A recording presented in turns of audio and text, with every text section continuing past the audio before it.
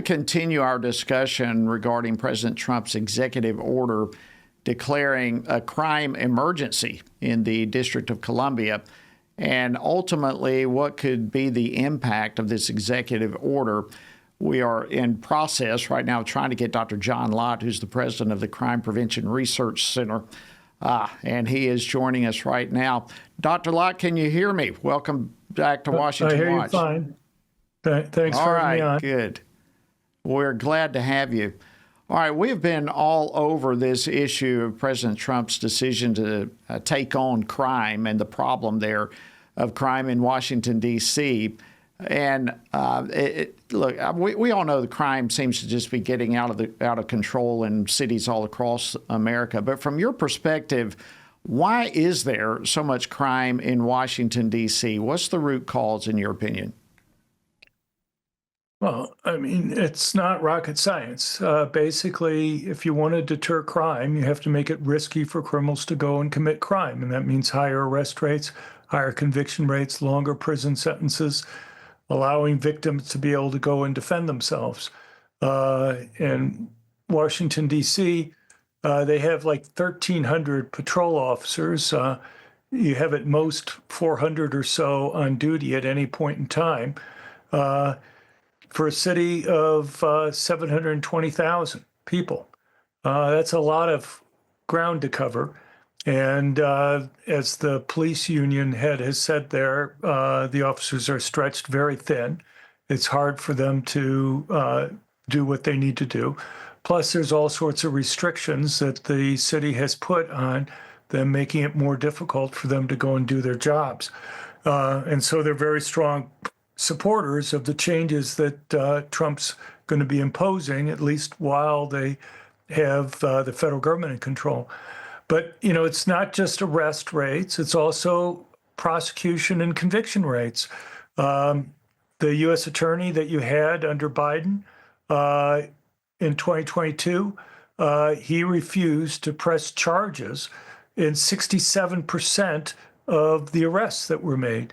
In 2023, it was slightly better, but he still refused to press charges in 55% of the arrests that were made.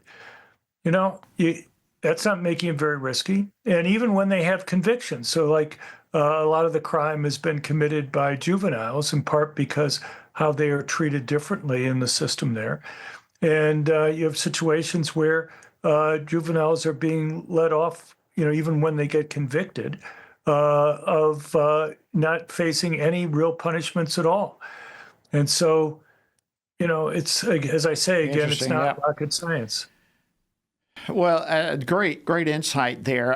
I wanted to ask you this about the reporting of some of the stats. Certainly, there's so much of legacy media, different ones have been pushing that Washington, D.C. has a 30-year low in crime, but then there are certainly claims that those reports are incorrect. So which is it? Is Washington at a crime low of 30 years, or is it not? Well, look, there are lots of issues with it. I mean, one part is just kind of the corruption issues that seem to be being brought to light in the last month or so in terms of how they've recorded crimes. Recording serious violent crimes is not being serious enough to be counted in the numbers that are released. So that's one issue. The other issue that you have, and this is something that's kind of affected the numbers nationally, is you have to understand we have two different measures of crime. We have crimes reported to police, and then we have, from the Bureau of Justice Statistics, a measure of total crimes reported and unreported, and that's from a really massive 240,000 person survey that the Bureau of Justice Statistics does each year, and they've been doing this for over 50 years.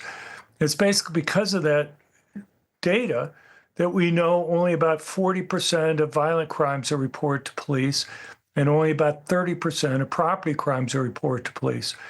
Now, prior to COVID, both the number of reported crimes and total crimes tended to move up and down together.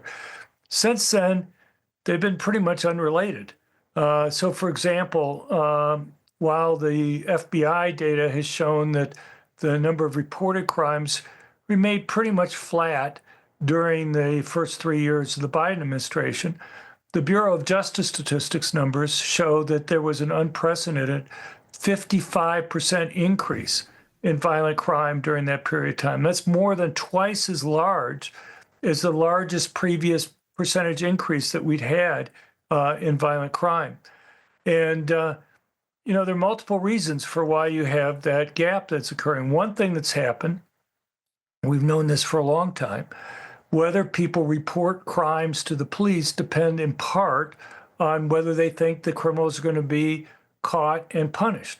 If people don't think that the criminals are going to be caught at very high rates, they're less likely to go and report that information to the police. The second, there are lots of things, but I'll give you one other example, and that is when you look around these cities, what you find is that we have about 30 seconds, by the way, John. Yeah, and many times now, 6 years ago, if you called the police, they would send out a police car to take the report. Now they say, well, is the criminal there? And they say, no. Well, you can come down to the police station and fill out a police report that's here and wait in line while you do that.